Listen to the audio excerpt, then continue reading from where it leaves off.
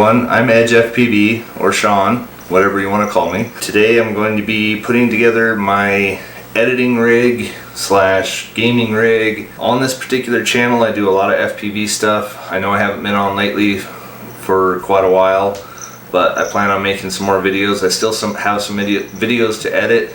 Part of the reason why I needed to buy this equipment. I also do 3D printing. I do Raspberry Pis with RetroPie, RC cars, and computer builds. So I've already done one computer build on my channel, so this is going to be the second one. The other one was just kind of an upgrade, but I took everything apart and put it together like you would do for a normal computer build. But this one is going to be all new components, the newest, latest, greatest stuff that you can do. I also am on live stream on Night Train's channel about every Thursday if I can get in there and do it. So in this video I'm going to go ahead and go through all the parts that I'm putting into this computer and why I chose these particular ones. There's lots of different reasons to choose these parts. If you're planning on building your own computer, this is kind of the order that you want to do it in as well too. First thing off, we got the processor. It is a Ryzen 9 3900 XT, 12 cores, 24 threads. I went with that many and stuff because I need it for editing videos and rendering them with special effects or anything like that. If you don't actually have enough cores, it takes quite a while just to render a few different sparkles here and there or whatever you're looking for. On this video we'll kind of show you what I'm able to do with a 12 core processor. So the next thing that you'll want to look at and decide on what you want to do is the motherboard. And I got the MSI MAG X570 Tomahawk, and they're more expensive boards when you come into the X570 compared to like the B550, but the reason why I got it is because you get two M.2 ports on there for hard drives that are both generation 4 PCI Express 4. So if you get the B550, only one of them is going to be the PCI Express 4, and the other one's going to be PCI Express 3, so you won't get the full speed out of the hard drive that way. So, and the other reason is the B550 is kind of just a standalone board, one that you want to put together and get it to work, even with PCI Express 4, good graphics cards and stuff like that. But the 570 actually gives you more options for overclocking and voltage regulation, all that stuff like that. And I did realize and found out that this has one of the best voltage regulators and distributions that you can get. Like, it's right up there with the Godlike board, which is a $700 motherboard. And these run about $210, which is kind of high for a motherboard. Like the B550s and stuff, you can usually pick them up for around 130 to 180. So it just depends on which brand and stuff you go with, but like I need full capabilities. That's what I'm looking for on that part of it. Then the next thing that you want to go ahead and look at is the memory. So once you get to the memory, you want to decide what type of processor you have, how much your motherboard can handle, and then go with the memory for what you're looking for. So I went with the G.Skill Trident Z Neo, which everybody says is a really good brand, works really well with the Ryzen processors. It's the 3600 instead of the 3200. Like, you could go with the 3200 and it's pretty quick. The 3600 gives me more room for overclocking and better timing and stuff, and it's CL16, which is the latency and stuff on it. You can go all the way down to CL14 or even CL15, and it's just a little bit faster memory. But my idea is I should be able to clock this up to where it's at CL15 or 14, and each one of these sticks is 8 gigabytes, so I got 4 sticks giving me 32 gigs of memory. I don't expect everybody to know exactly these numbers that I'm talking about, but it gives you opportunity to look at or Google it and see what the differences are on CL16, 15, 14. I mean, the lower number you go, the faster the memory is going to be. That's basically all you need to know. And also, the lower the number you go, the more expensive the memory becomes. So you really got to look at that and try to budget yourself for what you want. So the next thing that you want to look at on here is video card. And right now is a really bad time to buy video cards. So I'm still trying to look for mine, but in the meantime, I have this RX 580, which is a pretty good board. It's got 8 gigabytes of memory. It's only PCI Express 3, but it should run just fine on this system and should give me enough horsepower to do my editing and at least edit this video until I can actually get a hold of like a 6800 XT. I might think about a 3080 Ti. That's the newest cards that are out right now, and they are sold out worldwide everywhere. Like, there's websites and everything watching for stock to come in. So as they come in, they sell out. So unless you want to go to eBay and pay triple the price for a video card, then that's the only way you're going to get some of the new ones. And trust me, I don't recommend doing that, because most of the scalpers are actually making money off of these because everybody wants these cards like right now. So be patient. They'll come out again. There'll be more coming out as they go. And so, yeah, until I get a good video card, this is what's going in there for right now. The next thing that you'll look at is what I call the operating system disk, and that is going to be the little memory stick that's actually on the motherboard itself. And that is this guy right here, the Samsung 980 Pro, which that runs PCI Express 4, so it runs full speeds at 6,900 megabytes a second. So roughly that's either, sorry, should say 6,900 megabits per second. So technically it's like 69 gigs a second. It's only a 500 gigabyte hard drive as far as that goes on this little guy. I could have went with a terabyte or a 2 terabyte, but for operating system and programs, I don't really see going much higher than that. So this chip is actually a little cheaper, and so it's $175 for that chip.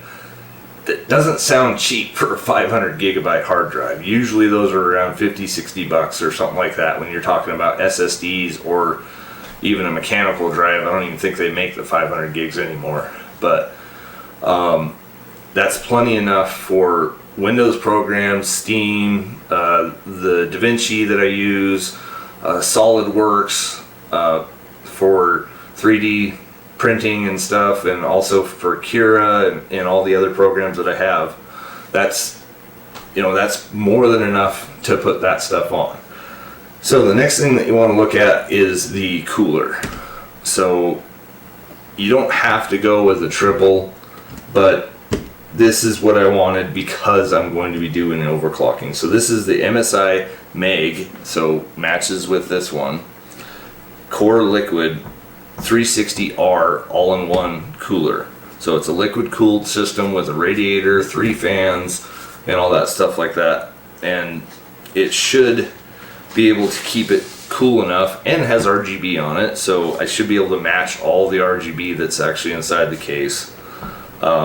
Some people care about it. I don't really care. I'm usually one of those guys that sets it at one color and that's it. So, but there's lots of different options for them, but I wanted the MAG one and MSI because it has the dragon on the centerpiece of it. That way it gives me a solid look on that part of it. It actually has the pump inside of the radiator instead of on the heatsink part, so it makes the heatsink actually smaller. So it doesn't stick out as far. You also don't get vibration and noise through the motherboard and all that stuff. It's all up in the radiator and stuff because this one's going to be a top mount for me. You can go with other coolers. Air cooling works just fine too. There's a lot of air coolers out there. They're kind of expensive, but you can overclock with those as well too. Like, this isn't the, you know, say all for overclocking. It's just it's the way I like to go. I think liquid cooling is probably one of the better ways to go.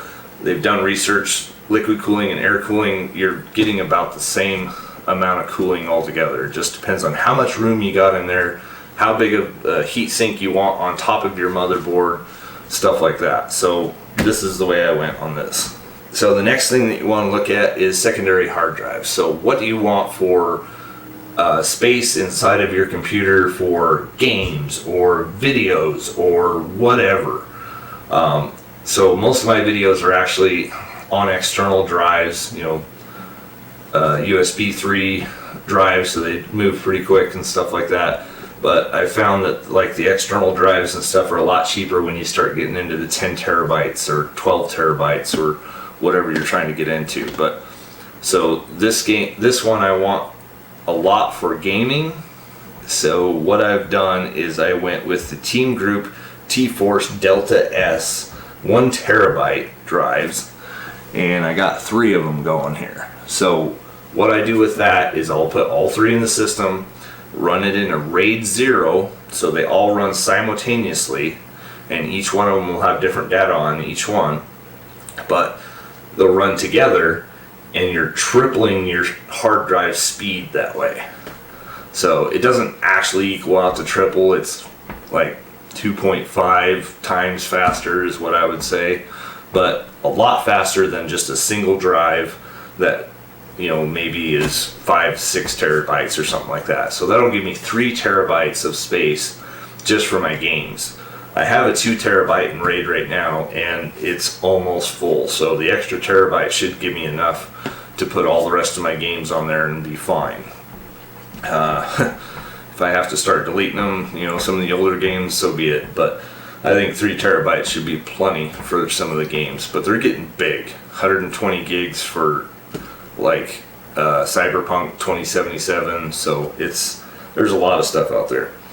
And as you can kind of see over there, I do have a third drive option, which are these HP S700s. They're nothing special. I actually got one of them for free for ordering, I think it was the cooler. And so I actually had another one just laying around. So what I'm going to do is put those in there and run that as a RAID 0 as well too, so I get a little bit faster speeds out of them. And that way I can put my 3D prints that I download onto that, and I'll have them all in one spot and be readily accessible for Cura and stuff like that. So that's a little overkill. You don't have to put that many, but the case that I'm going with actually has enough room for that, has enough spaces. The motherboard has enough ports for the SATA cables and stuff, so might as well, you know, go for it, throw them in there. I don't have anything else I'm going to do with them. So yeah, the next thing that you want to look at when you order stuff, and the reason I'm going in this order is because this is how you put together a system. If you don't do it in this order, if you ordered a case first, you order the motherboard second, maybe the case isn't big enough to hold the motherboard. So you got to make sure if it's an ATX or an eATX or an ITX board. You know, there's lots of different sizes of boards. So if you just order a case right off the bat and say, oh, I really like that one, that's the one I want to go with, you can do that, but you got to read what the specifications are on it, how much airflow you're going to have through it, and see if it's going to be matching for the system that you want to build. So I highly recommend doing it the other way and going in the order that I did. That way, when you get to the case, then you can go, okay, this has enough fans in the front, has enough spots for fans on the top and out the back, and it holds the board big enough, it has enough slots for all the hard drives, all that stuff like that. So then you know that you're good to go. So I went with the Asus Tough Gaming GT501 case. I looked at several different cases, Fractal Design and NZXT and all the different ones that are out there, all the major manufacturers. This is the best one that I liked for the look of it and the ventilation for intake on the front. A lot of them are glass covered front ends and they have these little vents on the sides, and it's not enough airflow to go inside of it and stuff, so I didn't like any of those. This one I liked. It's kind of a military type theme. It looks nice, and usually I'm an Asus guy, and I wanted to go all tough components like tough motherboard and tough memory and stuff like that, but I also wanted to have a high-end system. So the tough stuff from Asus is kind of the mid-grade components. So if I went with the stuff that I got here, or went with the tough stuff, it wouldn't equal to what this stuff is as far as that goes. It's just doesn't have quite the capabilities as some of this stuff does. Not saying that they're bad boards. I mean, they're really great boards, really great memory, all that stuff like that. It's just the memory is like 3200 speed instead of 3600. The motherboard only has one M.2 slot, and just it didn't fit what I wanted for my build.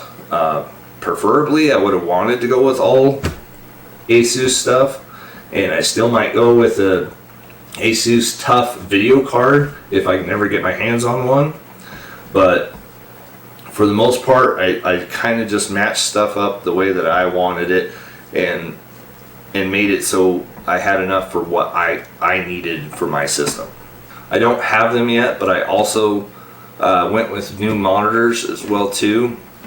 And if you're doing any type of editing, as far as video editing, picture editing, photos, anything like that, you really want to go with an IPS panel. And so I went with the Asus Tough Gaming, so the outside's going to be completely matched. So I'll have Asus Tough monitors and Tough case, and so that way basically the outside is going to look like it's a tough system. And that's kind of what I wanted in the first place. But they have an awesome spec monitor out there. It's the VG27AQL1A. It's a 27-inch monitor running at 1440p, so 2K, at 170 Hertz, and it's an IPS panel. So that's kind of a happy everything when it checks all the boxes for a monitor when it comes to that. So 170 Hertz, I can game on it without a problem, without any flickering or flashing or anything like that. It also is, being an IPS panel, what that does is it gives you true colors when you're looking at all that stuff. What I mean by true colors is like your RGB gamut calculators and stuff like that. When you're looking at that stuff, those panels will run 98% true color to any video or photos or anything that you put in there. And trust me, when you look at an IPS panel next to like a VA panel or anything like that, you're going to see the color difference and the brightness. Like IPS panels typically are a little bit brighter. This one, it runs at 400 nits brightness, so it can do HDR. From what I've seen, it's okay. It's not like TV type HDR, but they're pretty nice. Hopefully by the time I get this video out and stuff, you'll get to see those monitors as well too. But really great monitor. So the last thing that you want to pick out that I haven't mentioned yet, you don't have to buy the monitors first. Just pick this stuff out in order up to the case. And then the next thing you want to pick out is the power supply. So what I did on the power supply is I went ahead and went with 1000 watts. Most of my systems back in the day, the processors actually used a lot more wattage, the video cards used more wattage, the motherboards did.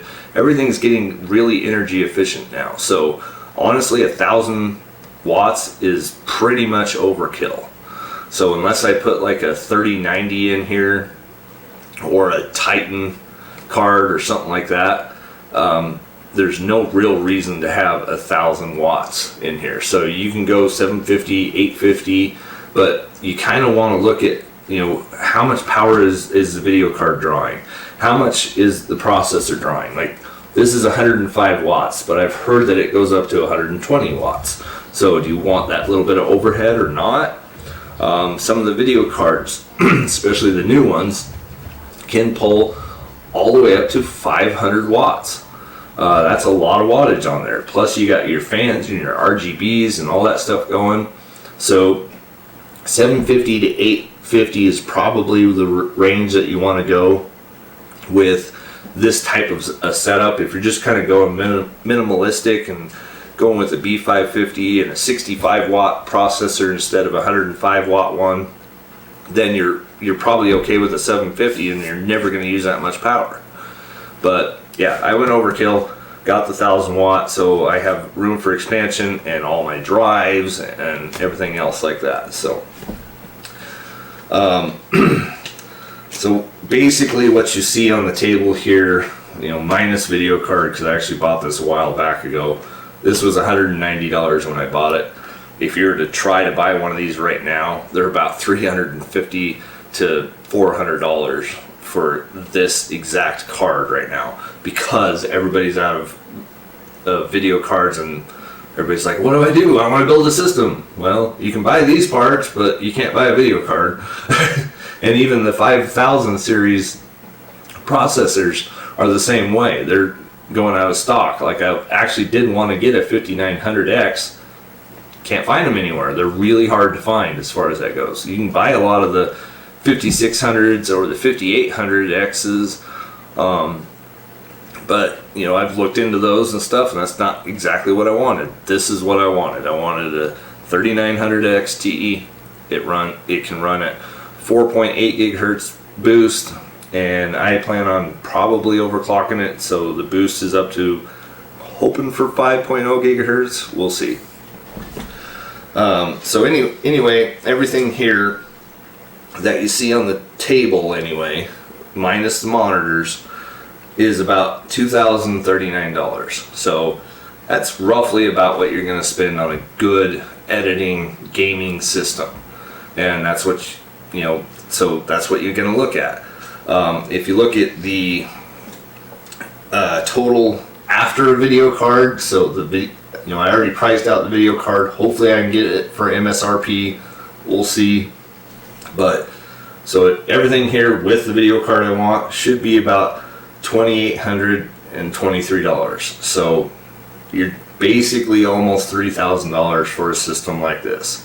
Like I said, I know that it's kind of a expensive system, and you don't have to go with 3600 memory. You don't have to go with the 12 core processor. You don't have to go with the X570. You can still get a lot of this performance. It just depends on what you're doing and what you want to do with it. So, and you know, I have a little extra add-in card because this one doesn't come with enough 3.0 USBs on the back of it. So I got to put in that card into this, so I can also run that. Run my external hard drives at a fast speed. So there's just lots of stuff that you can put together, and it doesn't have to be any particular type of build that is this high end. So with grand total and everything, with video cards, monitors, and all this stuff, and that's not even including my mouse and my keyboard, I'm at $3,880. So $3,880 for all this equipment. But my last system has been running for the last 10 to 12 years, and it's finally getting to that point where it takes me too long to edit a video. Even with the upgrades that I did in my last video, it was enough, but not quite enough, because it's a 4-core processor. The memory is only 1866 instead of 3600. So I mean, that just makes a huge difference. It's just not ready for today's software and stuff. So this was a must need. I've been waiting long enough to get it. So if you save up enough and stuff, you can get a system like this and you probably won't have to replace it for another 10 years as long as you take care of it and do everything correctly. And if you really want to, you can upgrade little stuff like the memory or the processor to a higher end one, or a more cores or whatever. Like, a lot of these boards are compatible with newer stuff that's still coming out. That's the stuff that you want to look at and research and see what exactly you want for all this. That's going to be my build, so I'm going to go ahead and stop talking about all the equipment and get everything opened up, and we'll get everything installed into this system. So I'm super excited about this. I hope you guys are. So gamers, stop your drooling. Beginners, wake up. Here we go. Let's get building.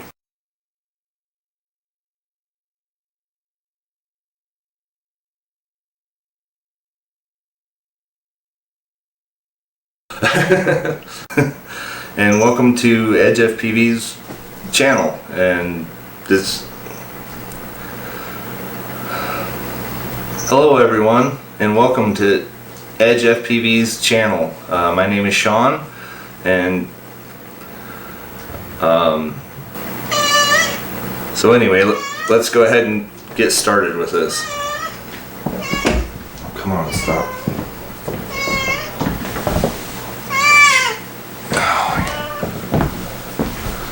Can't have you meowing the whole time.